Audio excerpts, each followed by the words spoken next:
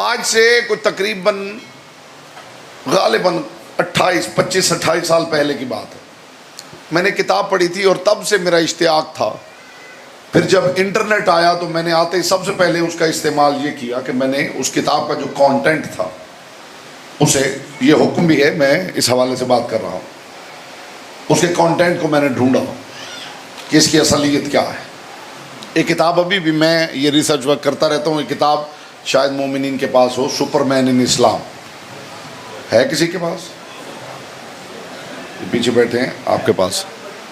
اسے ضرور خریدیے اور اپنے بچوں کو پڑھائیے. یہ سپر برین ان اسلام کے نام سے بھی چھپی ہے، سپر مین ان اسلام کے، اور ایران سے چھپی تھی مغز متفکر اسلام. اور اس کا جو پریفیس ہے اس کے اوپر لکھا ہوا ہے کہ فرانس میں ٹرانسبرگ میں ایک یونیورسٹی ہے جہاں سال کے بعد ایک میٹنگ ہوتی ہے اور پوری دنیا سے اسکالرز اور پروفیسرز اور سائنٹسٹ آتے ہیں اسٹراسبرگ میں. تو وہ مقالے لکھتے ہیں سرکار صادق آل محمد پر.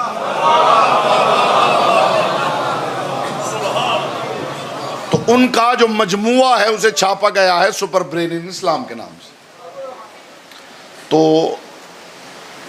وہ کتاب اور لوگوں نے بھی پڑھی ہے، میں نے بھی پڑھی، لیکن خدا کی قسم میں صرف کتاب تک اسے پڑھ کے مطمئن نہیں ہوا جب تک میں نے وہاں سے اس یونیورسٹی سے کنفرم نہیں کروایا کہ یہ وہی مقالے ہیں جو وہاں پہ لکھے گئے. اور تب سے میں نے ایک کتاب پڑھی تھی برمودا ٹرائنگل پر. برمودا ٹرائنگل کا نام تو آپ نے سنا ہے جی، ہوئی تھی بات. میں تھوڑی اس کی وضاحت کرنا چاہتا ہوں اور اس سال تھوڑا اس میں تجربہ بھی شامل ہے جو آپ تک پہنچانا چاہتا ہوں. اس کتاب کو پڑھنے کے بعد کہ روئے زمین پر ایک مثلث ہے، ایک جگہ ایسی ہے جہاں پہ کوئی بھی نہیں جا سکتا، جہاں پہ آرمی کے ان کے ایروپلینز گئے ہیں، شپ گئے ہیں اور اس کے بعد پھر وہ نظر نہیں آئے. وہاں کے لیے بھی وہ مسٹری ہے، یعنی دنیا کا سب سے جو ایڈوانس کنٹری ہے ان کے لیے بھی وہ معمہ ہے، مسٹری ہے. تو میرے دل میں تب سے یہ تڑپ تھی. اس کے بارے میں بہت کچھ میں نے پڑھا، جو پائلٹ وہاں گئے تھے ان کے انٹرویوز میں نے پڑھے. بہت دل میں تڑپ تھی اور پڑھتے پڑھتے مجھے بہار الانوار میں ایک پورا چیپٹر مل گیا اسی برمودا ٹرائنگل پر. اور وہ چیپٹر آپ کو بھی مل جائے گا 11ویں اور 12ویں جلد اگر آپ خریدے بہار الانوار کی جو ٹرانسلیٹڈ ہے. میرے پاس وہ سارا عربک کانٹینٹ موجود ہے 102 والیومز میں بہار الانوار. وہ آپ پڑھیں گے تو اس میں مل جائے گا جزیرہ خضرا کے نام سے، سبز جزیرے کے نام سے. تو تب سے میرے دل میں خواہش تھی کہ مولا کسی طرح ممکن ہو تو مجھے ایک مرتبہ اس جگہ کی زیارت ہو جائے جسے برمودا ٹرائنگل کہا جاتا ہے. میں ہر سال سفر میں جاتا ہوں یو ایس اے مجالس پڑھنے کے لیے. تو 2-3 سال سے میں کوشش کر رہا تھا. مجھے پتا چلا کہ یو ایس اے میں جا کے بھی وہاں جانے کے لیے الگ سے ویزا لینا پڑتا ہے. تو میں کوشش میں تھا اور پچھلے سال وہ تڑپ اتنی زیادہ تھی میں نے کہا مولا کسی طرح ہو کہ میں وہاں پہ پہنچ جاؤں. اب آپ یقین کریں میں حسینیت کے ممبر پہ بیٹھا ہوں، مجھے کال آئی. کال کہاں سے آئی؟ میامی سے. میامی وہ جگہ ہے جہاں سے تقریباً 2.5 گھنٹے کی ڈرائیو ہے اور وہاں سے وہ پوائنٹ شروع ہوتا ہے جہاں سے برمودا ٹرائنگل کا آغاز ہوتا ہے. اسی میامی شہر سے مجھے کال آئی کہ مولانا صاحب آپ یہاں آئے ہوئے ہیں تو مہربانی کر کے ہماری 3 مجالس پڑھ دیجیے. تو میں نے ان سے شرط رکھی. میں نے کہا جی میں تو اتنی دیر سے انتظار کر رہا تھا، اب آپ کی کال آ گئی ہے. شرط ایک ہے، میں مجالس پڑھوں گا لیکن شرط یہ ہے کہ برمودا ٹرائنگل تک آپ مجھے پہنچائیں. انہوں نے کہا جی یہ ہمارا وعدہ ہو گیا، آپ تشریف لائیں، آپ مجالس پڑھیں، ہم آپ کو لے کے جائیں گے، ہم آپ کو پہنچا دیں گے، آگے آپ جانیں اور برمودا ٹرائنگل جانیں. تو میں نے وہاں جا کے مجالس پڑھی. 3 تو میں نہ پڑھ سکا، فلائٹ لیٹ ہو گئی، ایک مس ہو گئی. 2 مجلسیں میں نے پڑھی. ایک جشن تھا ربیع الاول میں اور ایک مجلس تھی. وہاں سے میامی سے 2.5 گھنٹے کی ڈرائیو گاڑی کے اوپر وہ مجھے لے کے گئے. وہاں ایک جگہ ہے کی لارگو. کی لارگو، پورٹو ریکو اور برمودا، یہ 3 جگہیں ہیں جو مثلث بناتے ہیں، اور ان کے اندر وہ جزیرہ موجود ہے جسے ہماری کتب نے جزیرہ خضرا کہا ہے۔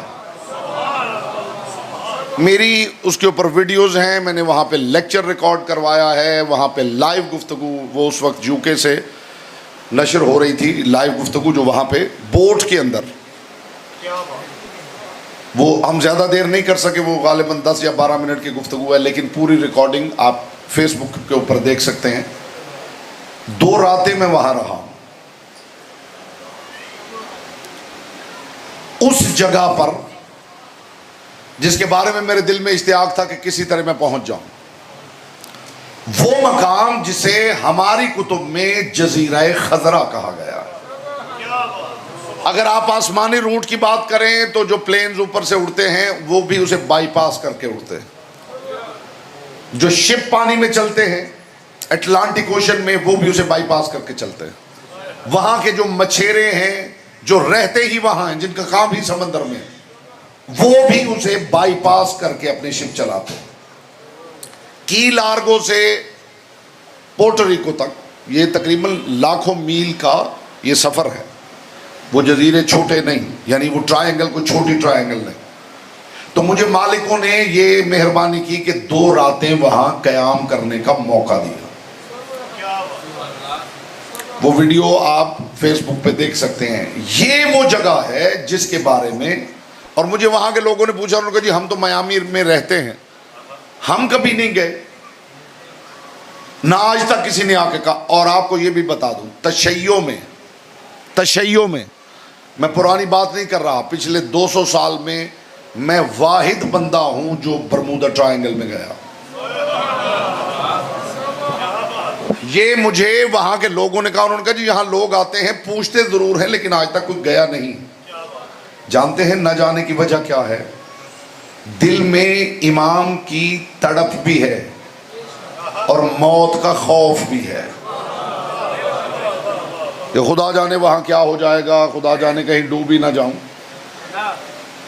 مجھے ایک بات یاد آ گئی ہے، کسی نے کہا تھا فرزند رسول حسین ابن علی کی زیارت کے لیے جانا چاہتا ہوں، لیکن درمیان میں دریا ہے اور اس میں طغیانی رہتی ہے،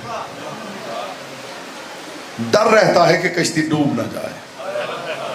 امام نے فرمایا زیارت پہ جاؤ، ڈوبو گے بھی تو سیدھے جنت میں ڈوبو گے۔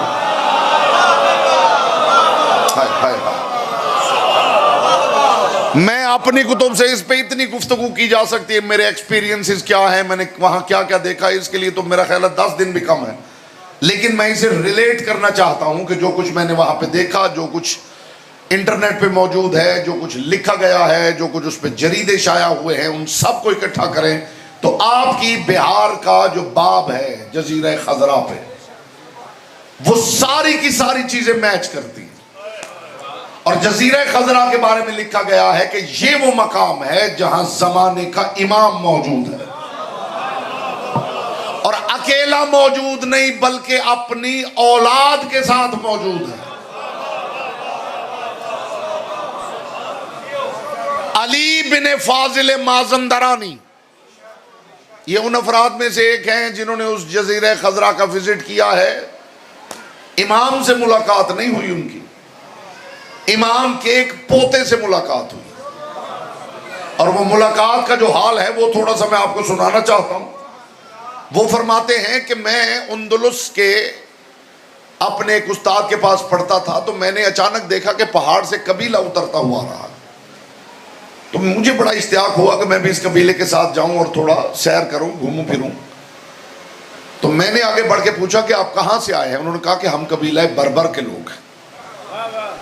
اور یہ بھی آپ کو بتا دوں کہ برمودا ٹرائنگل کے جو برمودا جزیرہ برمودا ہے اس کے گرد 13 جزائر ہیں جنہیں جزائر روافظ کہا جاتا ہے۔ جزائر روافظ کا مطلب ہے 13 جزیرے ہیں جزیرہ برمودا کے ارد گرد جنہیں شیعوں کے جزیرے کہا جاتا ہے۔ یہ ہر دور میں علی والے اس اشتیاق کی وجہ سے جا کے وہاں آباد ہوئے ہیں کہ یہاں زمانے کا امام موجود ہے۔ اور یہ بھی نہ سمجھیے گا کہ زمانے کا امام موجود ہے تو اس کا مطلب ہے کہ بس وہی موجود ہے۔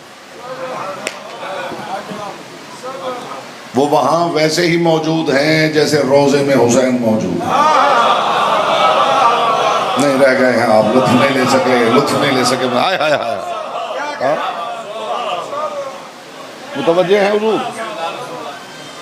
وہ کہتے ہیں میں نے پوچھا, انہوں نے کہا جی ہم قبیلہ بربر کے لوگ ہیں. تو انہوں نے کہا کہ میں آپ کے ساتھ جا سکتا ہوں؟ انہوں نے کہا ہاں جا سکتے ہیں.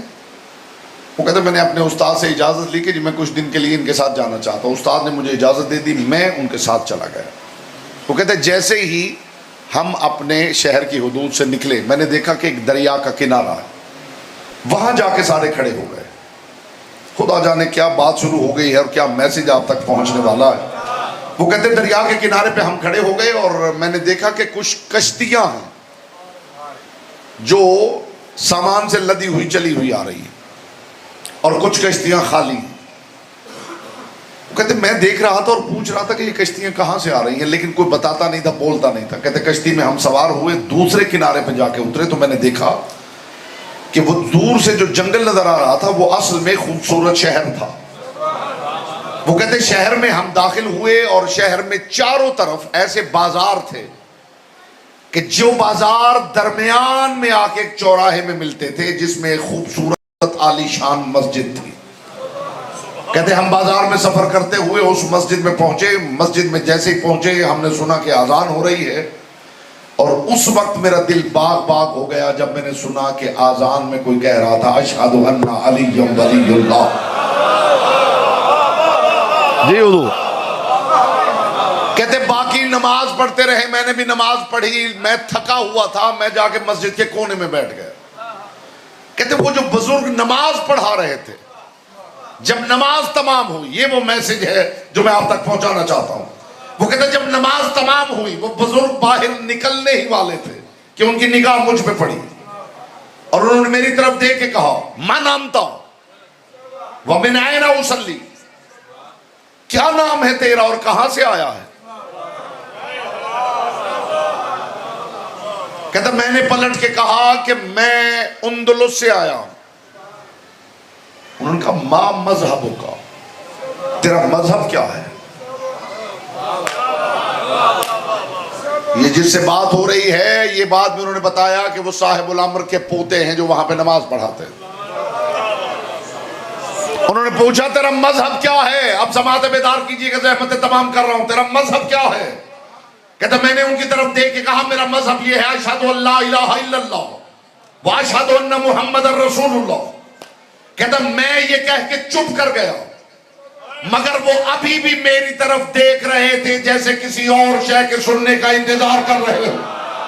اور جب انہوں نے دیکھا کہ میں نہیں بولا تو انہوں نے مجھے فرمایا لم تنفعک ہاتان الشہادتان, یہ بات یاد رکھ یہ دو گواہیاں تجھے کچھ فائدہ نہیں دے گی.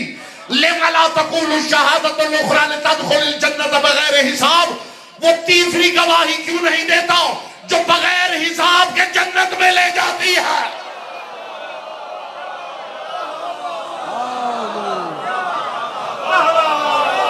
لم تنفعک ہاتان الشہادتان, یہ دو گواہیاں تجھے کچھ فائدہ نہیں دے گی. لما لا تقول الشہادۃ الاخری لتدخل الجنۃ بغیر حساب, وہ تیسری گواہی کیوں نہیں دے رہا جو بغیر حساب کے جنت میں لے جاتی ہے؟